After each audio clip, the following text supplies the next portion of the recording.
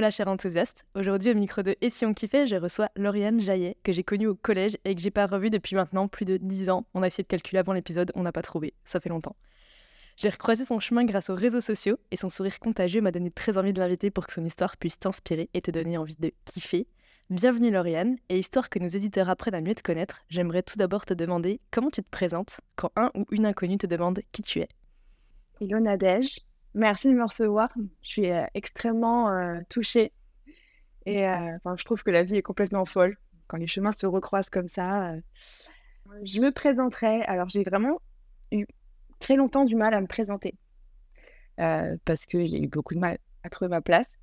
Maintenant, de façon rapide et concise, je dirais que je suis professeure de yoga en Corse et en ligne, même si c'est malheureusement un métier qui est ultra catégorisé. Donc, si je devais le faire de façon un peu plus poétique, je dirais que, j'ai envie d'aider les gens à remettre de la lumière dans leur vie. Trop bien, ok. Lauriane, ça fait 1000 ans qu'on ne s'est pas parlé. Je te suis grâce aux réseaux sociaux. J'ai l'impression, via les réseaux, mais les réseaux sont juste la fenêtre qu'on veut bien donner sur notre vie, tu vois. J'ai l'impression que tu kiffes ta vie. Mais c'est quoi pour toi une vie kiffante? Une vie kiffante, je dirais que c'est une vie alignée. Alignée avec, nos valeurs et nos besoins et ça, c'est quelque chose qui n'est pas forcément évident parce qu'il faut être complètement à l'écoute et surtout honnête avec soi-même et ça, y arriver à 100 c'est un exploit, je pense, en tout cas me concernant. Une vie kiffante, c'est ça, c'est réussir à avoir un équilibre dans tout, que ce soit au niveau, professionnel, personnel, relationnel, dans toutes les catégories qui, en fait, sont importantes pour nous. Et réussir à ne pas être dans l'extrême à chaque fois.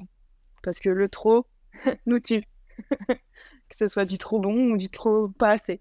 Bon, on en parlera sûrement, mais c'est vrai que t'as été dans l'intensité, toi, dans plusieurs de tes pratiques. Je pense beaucoup au sport, mais j'imagine en pro aussi.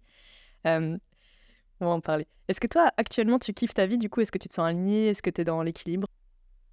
Je dirais que alors oui, je la kiffe et surtout, j'apprends à la kiffer parce que c'est quelque chose que je ne savais pas faire jusqu'à il y a très peu de temps.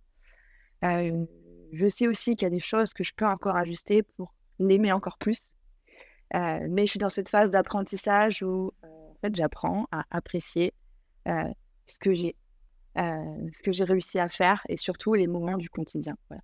Ce matin, je buvais juste un café au soleil, entourée de mes 3 chats et je me dis: «Mais waouh, c'est incroyable, en fait». Ça, avant, je pouvais pas le faire et maintenant, je m'en réjouis. C'est ma richesse du matin, quoi. Bah, moi, c'est vrai que quand on s'est connus, je pense pas que c'était le gros kiff intergalactique dans ta vie.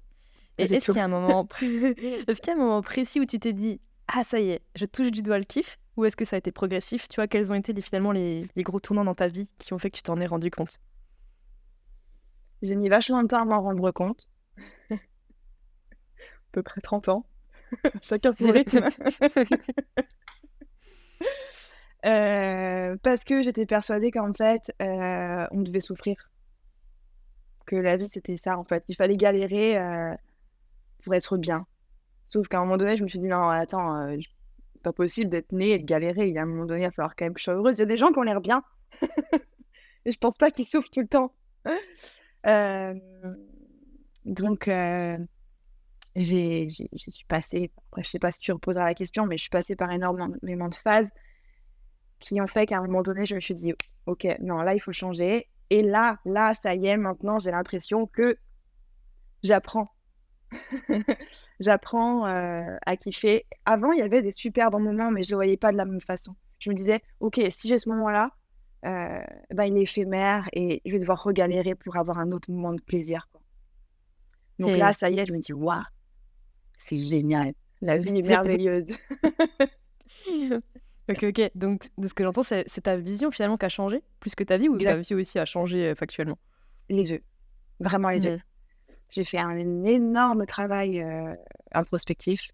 Ça, je pense que c'est, un peu l'essence de la vie, si on l'accepte. Heu, donc j'ai changé énormément de choses, j'ai changé ma façon d'être.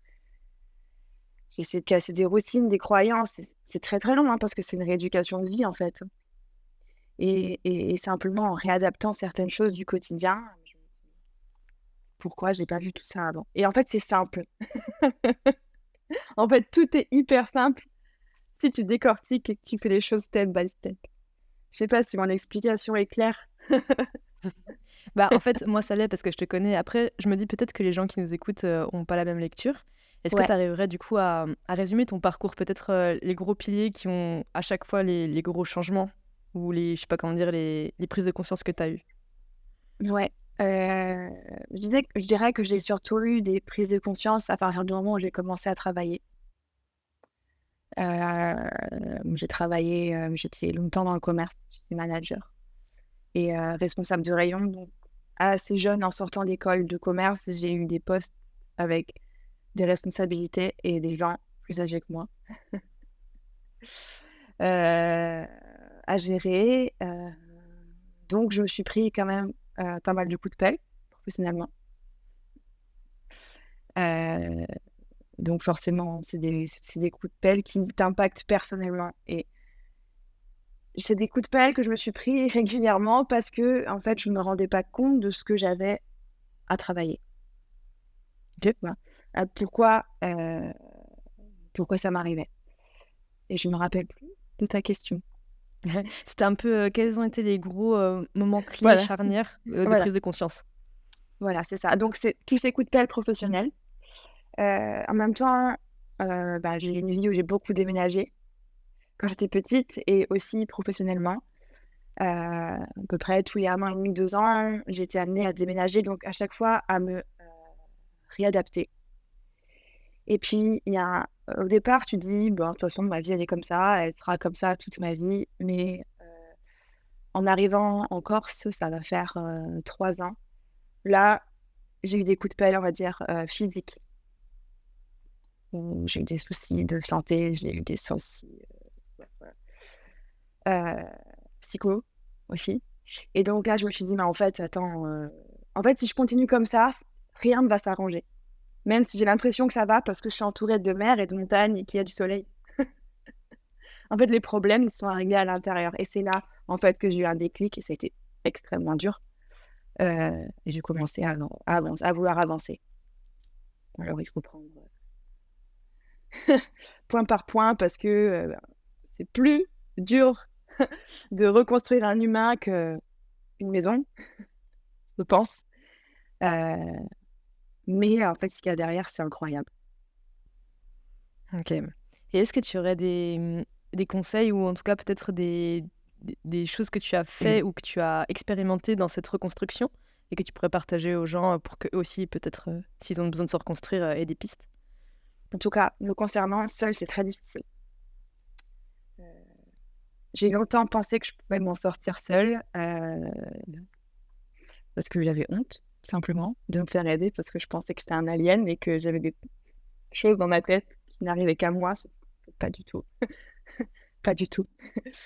Donc quand j'ai commencé à me faire aider, déjà ça a déblayé énormément de choses et après c'est à chacun de trouver en fait, la personne idéale et la thérapie idéale. Parce que maintenant on a de la chance, c'est que c'est quand même des choses qui sont très démocratisées, que ce soit les coachs, les énergéticiens, les psys, puis il y a plein de méthodes entre l'hypnose, le MDR, enfin, il y a tout. Donc je dirais c'est oser y aller et oser, demander de l'aide, pour déblayer et puis après c'est tout est cyclique. Après on trouve d'autres gens. Peut-être qu'il y a des gens qui vont nous aider que 2 3 mois, après ce sera quelqu'un d'autre, mais c'est OK et après trouver l'outil. Moi ça a été le yoga, évidemment. OK. Mais le yoga du coup, en tant qu'étudiante, parce que tu disais se faire aider, mais du coup c'est le fait d'apprendre le yoga qui t'a aidée ou? Alors en fait, j'ai commencé par des thérapies.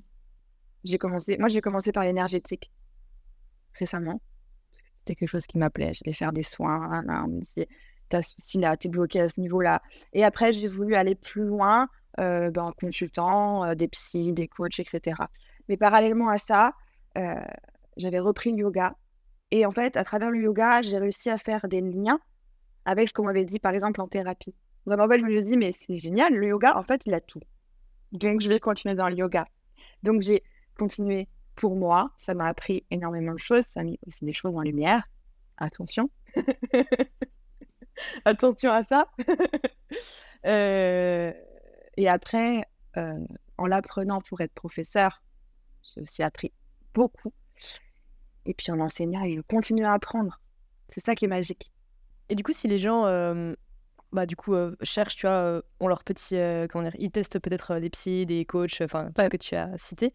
Hem, Est-ce qu'une fois que ça va mieux, tu as encore des petits tips pour, aller encore mieux, pour kiffer encore plus? parce qu'on se rend compte que c'est possible et ça crée une espèce, ouais, ça crée un engrenage. Tu te dis: «Bah, en fait, je sais faire des choses pour aller mieux, j'ai envie d'aller encore mieux». Et en fait, c'est des choses, j'en parle à mes élèves, c'est des petites choses dans la vie qui vont vous aider à, élever votre taux vibratoire. C'est des choses du quotidien. C'est avoir des routines, si tu veux, qui donnent cette sensation de t'apaiser et en même temps de te nettoyer. Voilà, j'arrive, quotidiennement à me nettoyer de tout ce qui m'auto-parasite. Mes pensées, enfin voilà, hein, ce qu'on a, c'est humain, c'est normal. Donc c'est trouvé, moi je sais que c'est, le travail de respiration, le breathwork par exemple, heu, un petit peu tous les jours. Ça m'aide vachement à aller bien le matin, juste me mettre au soleil 5 minutes, aller dans la mer, même si elle est froide, parce que j'ai la chance de pouvoir le faire. Mais en fait, c'est voilà, en fait, c'est trouver des choses chaque jour, qui t'aident à aller bien et quotidiennement et puis c'est un effet boule de neige, c'est je vais un peu mieux et puis de plus en puis voilà. Mmh, toi, tu as choisi de déménager, ben, du coup, là, tu me parlais du soleil, de la mer, des Ouais, montagnes. Est-ce que c'était dans une optique justement d'aller mieux? Enfin, qu'est-ce qui a fait que tu es arrivée en Corse? alors, heu, la vie. En fait, j'étais venue à l'époque où je travaillais, j'étais encore manager et j'étais venue faire un remplacement, en Corse et peu de temps avant, pardon, j'étais venue en vacances et après je suis venue faire un remplacement et en fait, quand je suis venue, je me suis dit: «C'est faux, je suis sûre que je vais revenir, mais de façon prolongée» et ça n'a pas eu paix. En fait, quelques mois après, j'ai été mutée, heu et là, c'était le bonheur. J'étais: «OK, je suis mutée, heu, dans le plus bel endroit du monde», presque. Les Corses ne diront pas le contraire. Hem, j'ai un travail qui me plaît pas trop, mais c'est pas grave parce que, ce qu'il y a autour de moi, c'est magique et en fait, je pense que c'est ça, c'est le fait d'être dans un environnement incroyable qui a déclenché des choses et je me suis dit: «En fait, si je veux y rester, si je veux aussi à terme trouver un travail qui me plaît tout en restant ici, il va falloir que je déblaye et que je travaille sur moi». Voilà, parce que ça peut être voilà. En fait, c'est un effet miroir. Si c'est beau dehors, il faut que ce soit beau dedans. Tu vois? Si c'est à l'intérieur, c'est pourri, tu arriveras pas à apprécier ce qu'il y a autour de toi. OK, je vois très bien. Et du coup, là, ce gros, virage pro que tu as pris, du coup, de changer de Ouais, manager à prof, comment ça s'est passé? Est-ce que tu aurais des conseils pour des gens qui aimeraient aussi faire ce virage? Raconte-moi. alors comment ça s'est passé? Alors, en fait, ça faisait très, très longtemps que j'avais envie d'enseigner le yoga. Donc je pense que j'ai dû avoir ce déclic, j'étais encore en école de commerce. Ça commence à dater. Mais bon, voilà, j'étais pas du tout, sur cette voie-là. Pour moi, c'était un truc en plus faire un 200 heures, ça me paraissait énorme, enfin bon bref. Donc j'ai mis de côté et à un moment donné, quand je me suis rendu compte que professionnellement, il fallait que je passe à autre chose, j'étais littéralement paumée. Heu, je ne sais pas ce que je vais faire, je ne sais rien faire d'autre que d'être manager. C'est Mmh. déjà pas mal, C'est mais déjà pas si mal. ça voilà, mais si ça s'arrête, je sais pas où est-ce que vous pouvez me mettre, quoi. Donc j'ai mis, à peu près, je pense 2 ans et demi à, m'écouter parce qu'au final, la réponse, je l'avais, hein, je savais ce que je voulais faire, mais oser partir, oser quitter, un travail, salarié, on va dire, financièrement assez confortable c'est facile, hein. De toute façon, le salaire tombe, il y a des primes, il y a machin, c'est cool. J'étais mutée, les déménagements étaient payés. Voilà. Voilà, facile quoi, confortable. Mais j'avais hyper peur. En fait, voilà, je pense que vraiment, ce qui m'a bloquée, c'était la peur. Je me sentais pas capable de faire autre chose. J'avais peur, de dire que je partais, de quitter. Heu, J'avais autant peur, en fait, de l'entourage que de moi-même. Heu et au final, ben, le jour où j'ai pris cette décision, le jour où j'ai dit à mon patron: «Je vais démissionner», déjà j'étais terrorisée, j'avais peur de le décevoir parce que c'était quelqu'un que j'appréciais énormément. Je me suis dit: «Il va me détester, mon équipe va me détester». En fait, pas du tout, ça a été vachement simple. Bon, entre le jour où je l'ai annoncé et au moment où je suis partie, il s'est écoulé 7-8 mois. Mais à partir de ce moment-là, en fait, les portes ont commencé à s'ouvrir. C'est-à-dire que j'ai trouvé la formation de yoga que je voulais faire. A commencé à se passer des choses dans ma tête où je savais quel type de yoga je voulais enseigner. Je savais le message que je voulais transmettre. Et là, après tout s'est enchaîné hyper facilement, de façon très fluide. Donc mon conseil, en fait, c'est faites le premier pas. Et c'est quoi le premier pas? C'est de dire: «Je pars» ou c'est autre chose? C'est, faire le premier pas vers là où tu as envie d'aller. OK. Heu, alors c'est sûr que des fois, le premier pas, c'est pas le plus simple. C'est que tu sais que pour aller quelque part, voilà, moi, j'avais pas d'autre choix que démissionner. Parce que, j'avais un travail qui me prenait tout mon temps, absolument tout mon temps, toute ma tête, toute ma santé aussi. Donc je savais que si je quittais pas ça, j'arriverais pas à faire un pas ailleurs. C'est comme si j'avais des chaînes aux pieds, en fait, et j'en ai enlevé une et après j'ai pu marcher. Donc non, c'est pas forcément la démission, pas du tout, mais des fois, quand on est appelé vers quelque chose et qu'on arrive à se dégager du temps pour, voilà, je sais pas, quelqu'un qui est salarié, qui est intéressé par n'importe quoi, par la sophrologie, peut-être essaye de 1 ou 2 heures par semaine, essaye d'aller vers ça et tu vas voir qu'à force, tu vas consacrer de plus en plus de temps et tout va s'ouvrir. C'est un exemple. Mais Ouais. c'est un exemple parlant, trop cool. Ouais. Est-ce que ton équilibre, pro et perso te convient, maintenant? Alors c'est difficile, heu, très difficile, heu, difficile à dire et difficile à répondre, parce que j'ai quand même encore ce schéma, heu, de je dois bosser. Je dois bosser, bosser, bosser, bosser. Hem, mais maintenant, c'est un petit peu différent parce que je en fait, c'est mon travail qui me fait vraiment avancer et qui me fait kiffer aussi. Donc parfois, j'ai du temps libre, mais j'ai envie de bosser. Ouais, voilà, c'est un peu paradoxal et en même temps, je suis quand même, j'ai un métier où j'ai besoin d'être très créative et heu, la créativité, ça vient pas forcément comme ça. C'est pas en mettant de 9 heures à midi derrière un bureau, tu te dis: «Non mais là, je vais faire des cours, je vais écrire des textes, ça va venir». Non, des fois, c'est à 22h32 que je vais penser à mon cours et je vais dire: «Ah non mais ça, c'est trop bien» et je vais écrire, écrire, écrire, écrire, écrire. Donc c'est là ma difficulté en fait d'équilibrer. C'est que j'aimerais parfois avoir des journées où j'organise de telle heure à telle heure, je bosse sur, je sais pas, du contenu, de l'administratif. Après, je pars donner mes cours et après, c'est fini.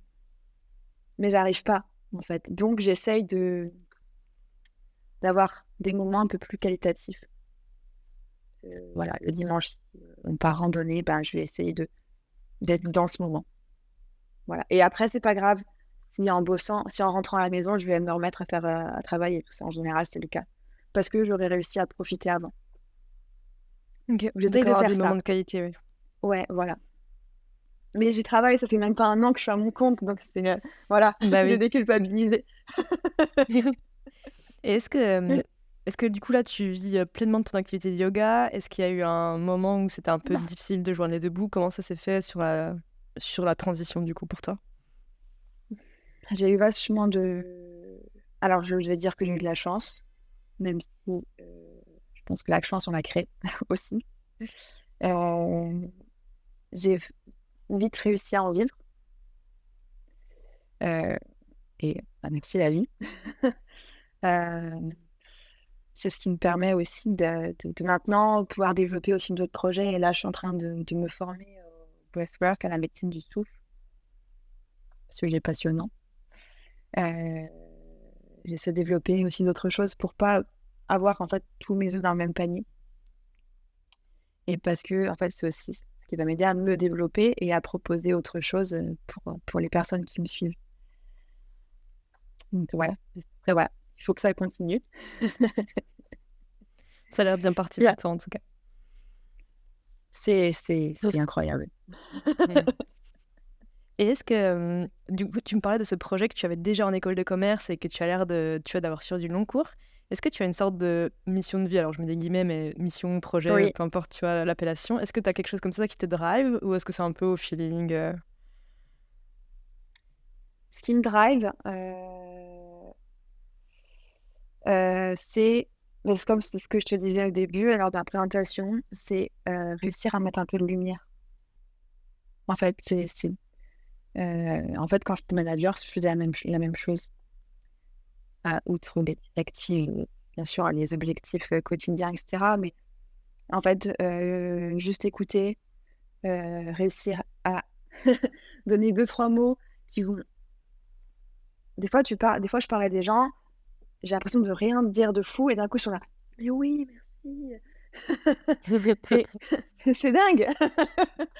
Et en fait, moi, c'est ça qui me drive. C'est, OK, juste je te donne quelques outils. En fait, tu les as en toi, mais quand tu arrives à les entendre, euh, ben, en fait, ça me fait hyper plaisir.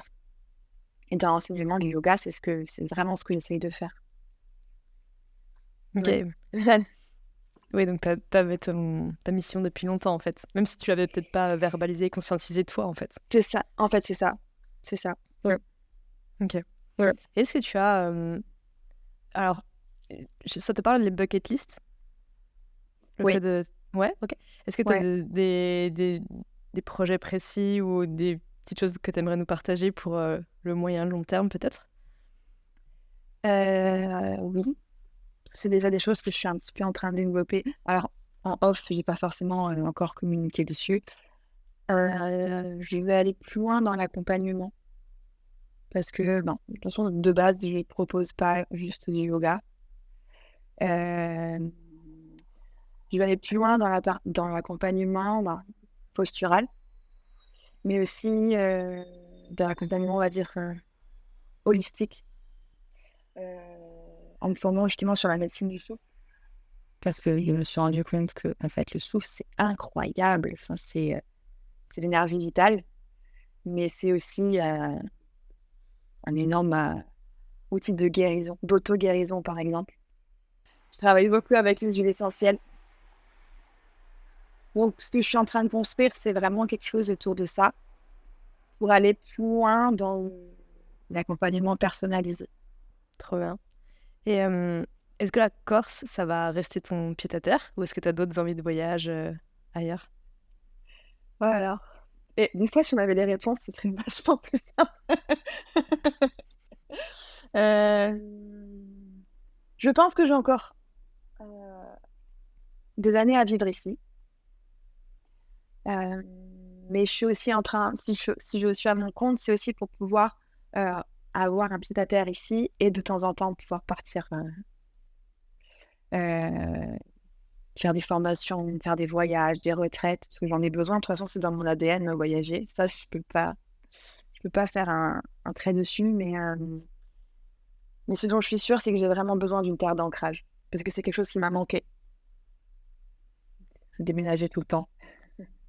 Clairement. Et j'adore avoir mon environnement, enfin, voilà. La plage, mes animaux, ma routine, et ça, c'est magique en fait. C'est marrant, j'ai interviewé Bastien Laure hier et il est pas prof de yoga, mais il a fait beaucoup de stages de tantra, de spiritualité Ouais, et il me tenait assez le même discours que toi et il m'a fait, tu sais, la citation sur l'arbre et le canoë qu'on a tous Ouais. besoin et d'un arbre et d'une pirogue, mais que la pirogue est faite avec le bois de l'arbre, etc. Et on est un peu tous sur ce truc d'alignement et de réussir à trouver un équilibre entre ce point où on est et puis l'aventure, la découverte. Ça Ouais, rejoint pas mal.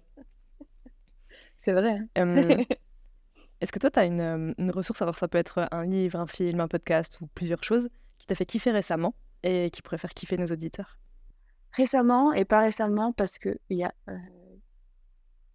un mec qui m'a motivée et qui m'a aidée aussi un peu à franchir le cap, c'est Alex Visio.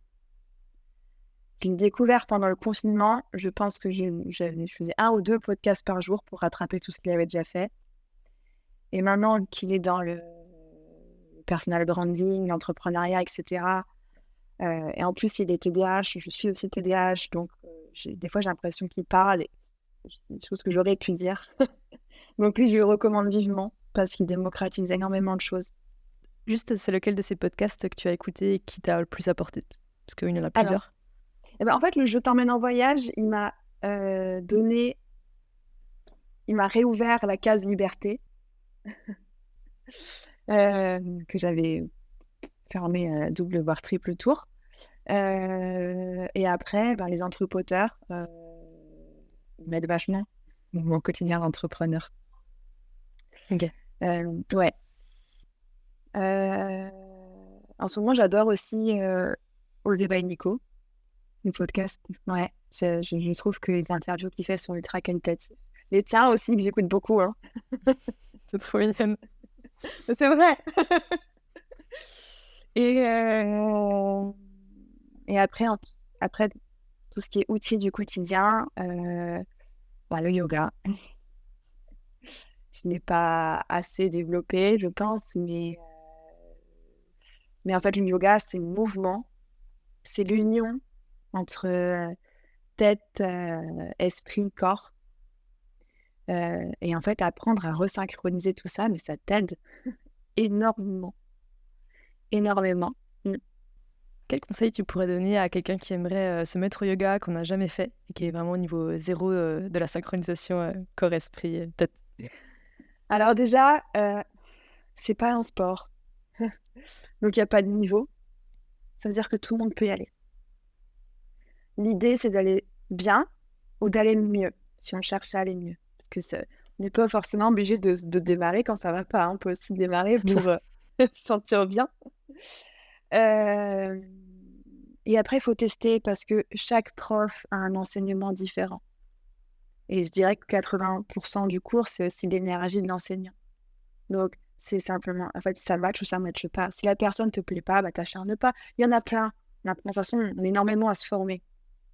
Donc va chercher le prof et va chercher le style aussi parce qu'il y en a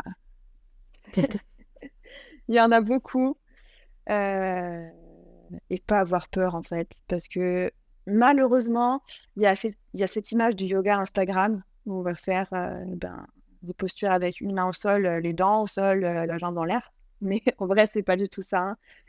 Ouais. Déjà, le yoga, c'est juste apprendre à respirer, heu, à écouter les sensations physiques, à conscientiser. Voilà. Pour ça, il faut d'avoir la tête en bas. Pas tout de suite, en tout cas. Et vaut mieux commencer avec un prof sur internet, avec des livres, tu vois? Est-ce que tu as un modèle de commencement que tu conseillerais? Alors déjà, trouver ce qui est, on va dire adaptable à ton quotidien. Parce que voilà, je sais que, ben, on est une maman avec des enfants et qu'on travaille, c'est pas forcément facile de se greffer à un cours collectif.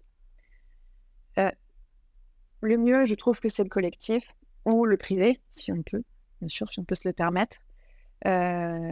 Parce que, ben, le fait de voir la personne en physique, au niveau des ajustements, de l'énergie qu'elle transmet aussi, heu, disons que c'est plus simple pour rentrer dans le truc. Mais après, il y a aussi des très bons cours en vidéo. Ouais. Est-ce que tu aurais des chaînes à nous conseiller ou pas spécialement? Moi, j'avais commencé avec, le Tigre Yoga Club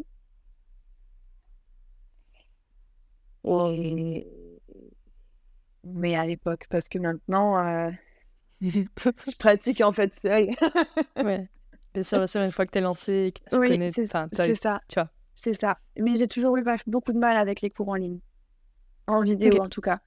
Je pense que si la seule solution, c'est le cours en ligne, essayer de faire un cours au moins en live. ça roule, trop cool. À part du coup le yoga, l'alignement, l'introspection, est-ce qu'il y a d'autres piliers importants selon toi pour kiffer sa vie, pour être bien? La connexion avec la nature, je pense que c'est important d'avoir des moments où juste on profite de l'environnement extérieur qui est extrêmement riche et en fait qui peut de façon parfois inconsciente nous recharger, nous ancrer, nous purifier, peu importe en fait. Heu et juste, apprendre à je sais pas, je suis en montagne, j'apprends à admirer le paysage. Pour moi, ça, c'est extrêmement important, et c'est aussi pour ça que dans mon enseignement, je travaille beaucoup avec les éléments. La terre, l'eau, le feu, l'éther. Ouais, Tu fais des séances précises sur des éléments, c'est ça? exactement, exactement. Parce qu'en fait, la reconnexion avec la nature, elle a été extrêmement importante pour moi. C'est quelque chose que je conseille beaucoup et j'ai réalisé qu'en fait, sur les éléments, c'est quelque chose de palpable, donc je travaille par cycle.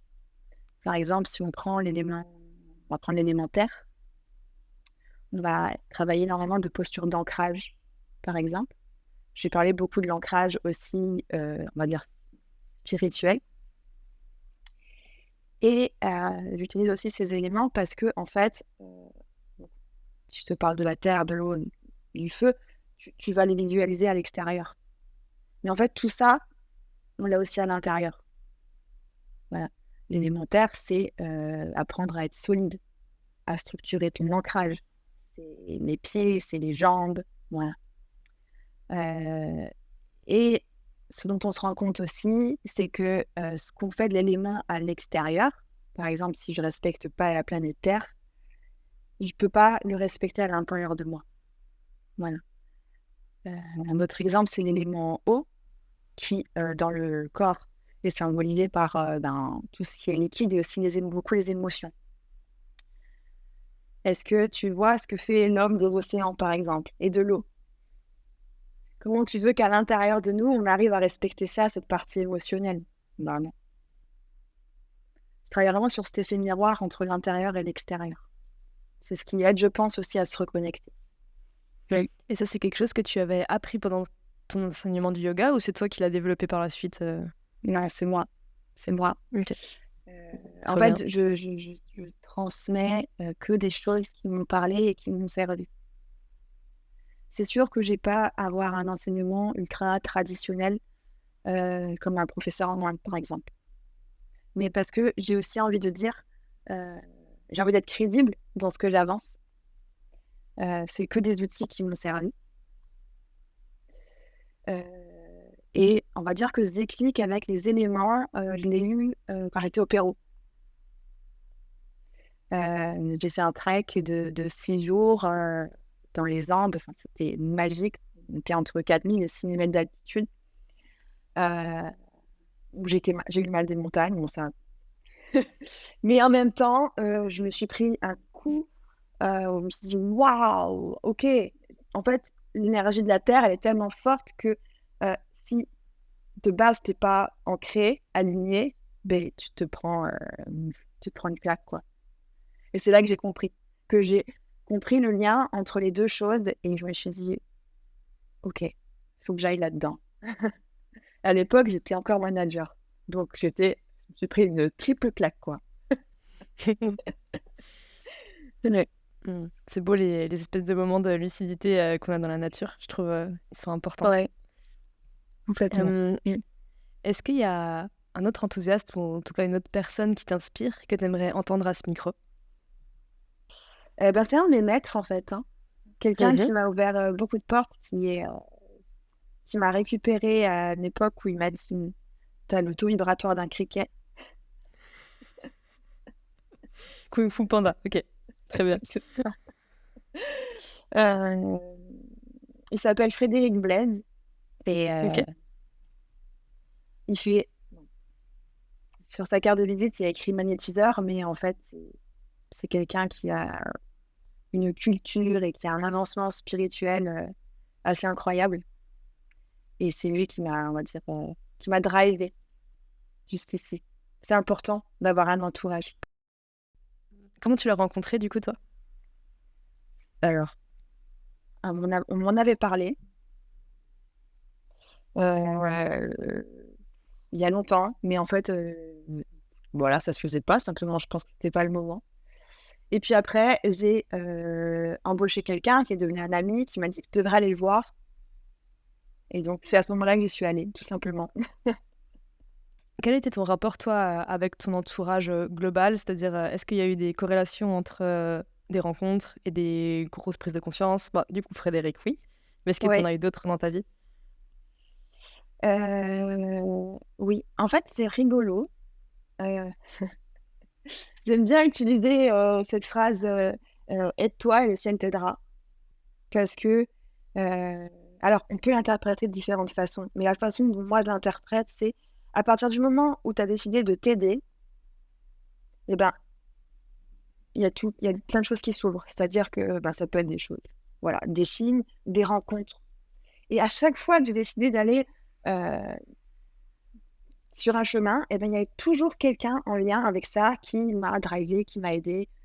Et et en fait, à partir du moment où je me suis lancée dans l'entrepreneuriat, ben, j'ai eu que des amis entrepreneurs, par exemple. Et tu as l'impression que c'est pas toi qui l'as cherché? Tu as l'impression que ça t'est vraiment arrivé dessus, Ouais. Non, moi, je suis vraiment dans cette optique de, bah, en fait, si tu es décidé, ça vient. Et donc oui, après forcément, si j'apprécie la personne, je fais en sorte d'entretenir la relation. Mais non, non, il y a toujours des gens, enfin, c'est et puis quand tu apprends à t'enrichir de ça aussi, bah, c'est important. Tu te rends compte que, ben, l'effet de groupe est ultra stimulant. Oui. et là, toi, le fait de, donc tu enseignes le yoga, donc forcément, tu es souvent avec des groupes. Est-ce que Ouais. toi, par contre, en tant qu'élève, tu es encore dans des structures où tu es dans le groupe, mais pas en tant qu'enseignante, en tant qu'élève, en tant que receveuse? Alors j'essaye parce que c'est très important de continuer à pratiquer. Mais surtout que c'est, heu, je pense que surtout quand tu es dans le yoga, tu es toujours élève toute ta vie. Donc quand je peux ici, je vais pratiquer, ben, surtout avec des personnes qui ont fait la même formation que moi, parce qu'on est plusieurs à Ajaccio. Mais j'essaye aussi de partir. Voilà, là, en décembre, je suis partie en Thaïlande, j'étais un mois, donc j'ai fait une retraite et en même temps, j'ai fait des cours partout et ça m'a vachement rechargée. J'essaie d'avoir ma pratique quotidienne aussi, mais voilà, forcément, quand tu enseignes et que tu as plus de 15 heures de cours par semaine, c'est compliqué de le greffer ailleurs. Mais en tout cas, c'est ce que j'encourage, pardon, et j'encourage aussi mes élèves à aller voir ce qui se passe ailleurs. Super important. Ouais. Heu, Du coup, si je résume, enfin, si j'essaie de résumer, tu m'as parlé du fait d'être aligné, donc et donc de savoir ce qu'on veut, donc l'introspection, le travail, le yoga dans ton cas, mais ça peut être par d'autres biais. Tu m'as ouais, parlé du contact avec la nature.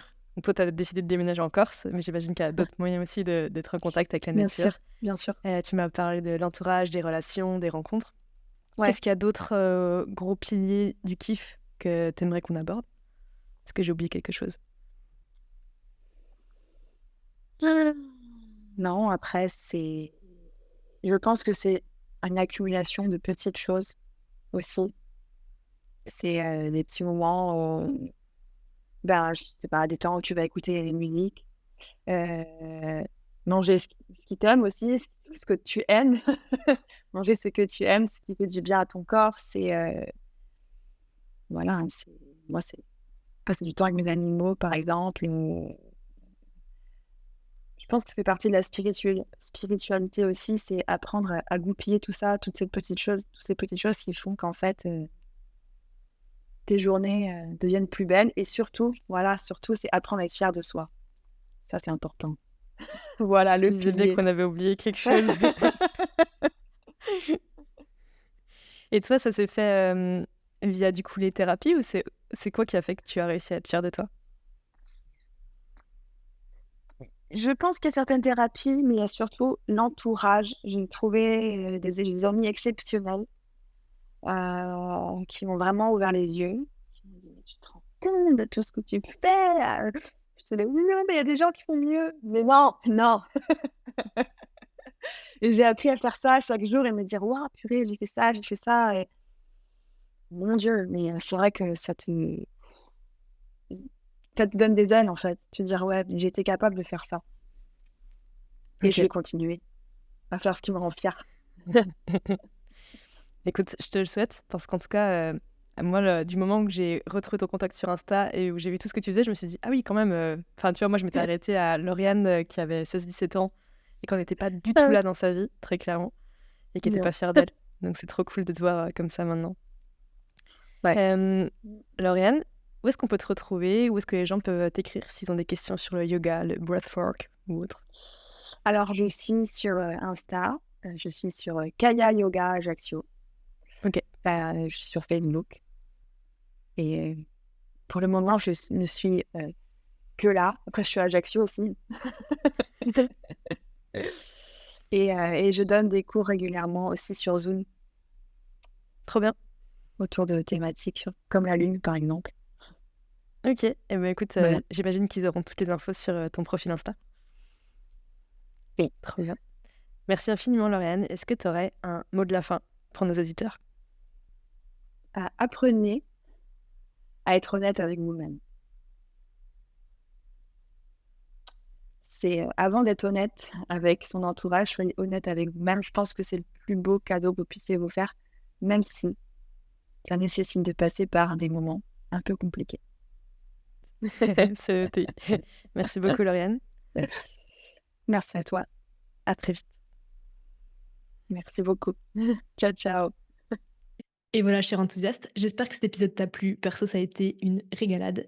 Et si t'en veux plus d'ici mardi prochain, tous mes outils et auto-coaching sont dispo dans ma newsletter Les Enthousiastes. Le lien est dans la description. Et si tu veux des invités toujours plus charmés, tu peux noter ce podcast sur Apple Podcast et Spotify et le partager à tes proches au fond du seau qui aimeraient s'injecter du kiff en intraveineuse. Merci infiniment pour ton écoute et la force que tu donnes à ce projet. Et surtout, je te souhaite de tout mon cœur de kiffer chaque seconde de ta vie.